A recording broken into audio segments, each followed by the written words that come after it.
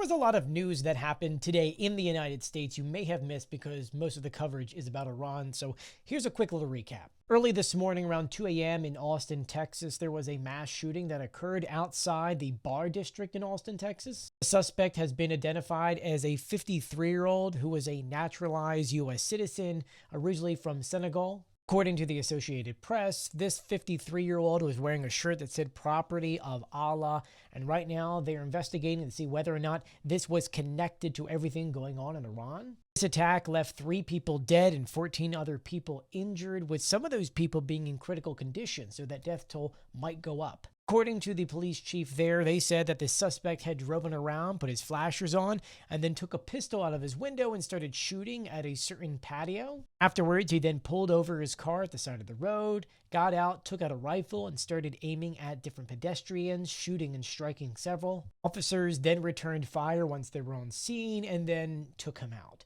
The FBI right now says, quote, "It's still too early in the process to determine the exact motive for this. They're still trying to see if it is linked to what's going on in Iran." Texas governor put out a statement saying, quote, "To anyone who thinks about using the current conflict in the Middle East to threaten Texans, Texas will respond with decisive and overwhelming force." We now move over to Washington, D.C., where the Department of Education has now hung a banner of Charlie Kirk on their headquarters. The banner now appears alongside other people such as Booker T. Washington, and the message underneath it reads, "Empowering our states to tell the stories of our heroes in American education." And then we heard from a spokesperson from the Department of Education who says, quote, "We're proud to honor visionary leaders whose contributions have shaped the future of education for generations." This next news story is just kind of like a warning to you. Just get ready for oil and gas to be a little bit more expensive as these strikes are taking place, because the Strait of Hormuz is currently not fully closed, but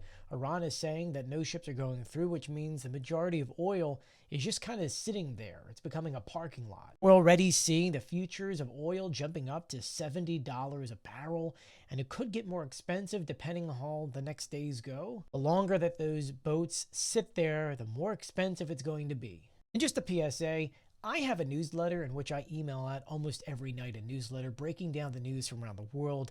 I'm going to email that out in the next hour or so. If you want to sign up for it, it is completely free. The link is in my bio, but I'll be sure to keep you guys updated on all these stories, and I do want you to take a breather. We'll get through all this together. Don't worry. You and I will do this, and I'll be sure to make sure that you're informed every step of the way.